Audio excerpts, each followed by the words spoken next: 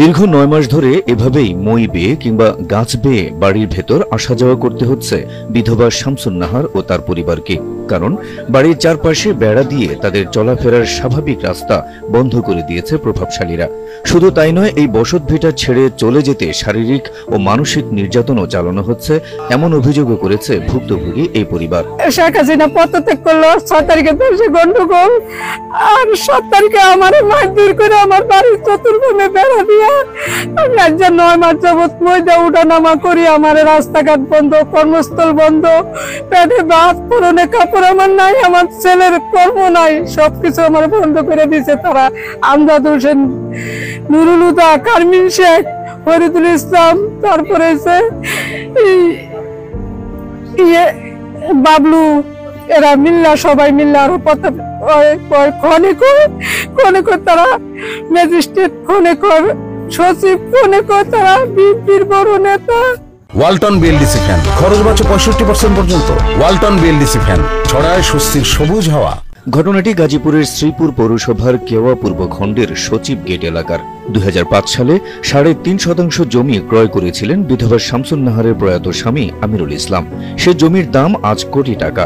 ভুক্তভোগীরা বলছেন, 2024 সালে সরকার পতনের পরপরই কোটি টাকার এই জমি দখল করতেই উঠে পড়ে লেগেছে প্রভাবশালীরা।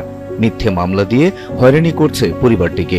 বেড়া দেওয়ার আগে আমাদের নামে একটা মিথ্যা মামলা দিছে, মিথ্যা মামলা দিয়ে তারপর তারা বেড়া দিছে, বেড়া দিয়ে যাতে আমরা এই জায়গাটা ছুঁয়া পলা যাওয়া লাগে। আমরা 8-9 মাস যাবত মিথ্যা মামলা ভোগান্তি হচ্ছি, 8-9 মাস যাবত এইভাবে কষ্ট করতেছি। চতুর্দিকে আমাদের কষ্ট, কোনো জায়গায় কোনো সমাধান পাচ্ছি না। টিএনও স্যারের কাছে গেছি, থানায় অভিযোগ করছি, পরে এসিলেন্স স্যারের কাছে অভিযোগ করছি, কোর্টে মামলা করছি, কোনো জায়গাতে কোনো সমাধান পাচ্ছি না। অসহায় এই পরিবারটির সংবাদ সংগ্রহ করতে গেলে স্থানীয় প্রভাবশালী নুরুল হুদা সাংবাদিকদের বাধা দেন।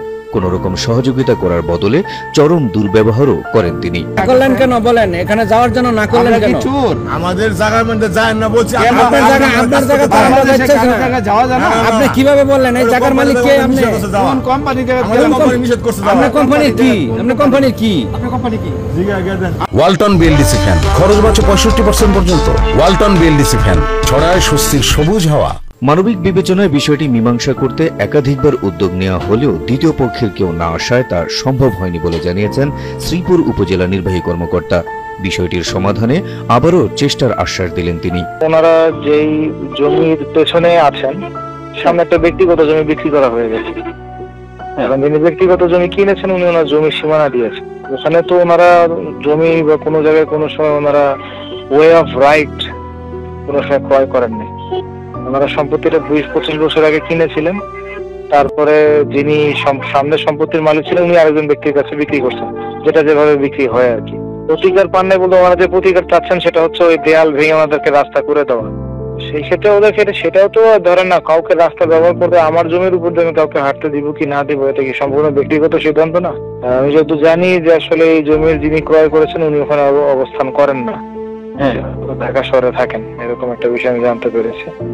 আমরা আবার ওদেরকে ডাকার চেষ্টা করতেছি। আগেবার সম্ভবত তারা জানেন আইনে, যেটা তাদেরকে তেমন বলার কিছু নাই হয়তো এই কারণে। তারপরে তাদেরকে আমরা অনুরোধ করবো যে আসলে মানবিক দৃষ্টিকোণ থেকে হলে তাদেরকে অ্যাটলিস্ট পায়ে হাঁটার রাস্তা যেন অ্যাটলিস্ট দেওয়া হয়। প্রশাসনের সহায়তায় শিগগিরই বাড়িতে চলাচলের একটি রাস্তা করে দেয়া হবে, এমনটাই প্রত্যাশা বিধবা শামসুন নাহারের পরিবারের।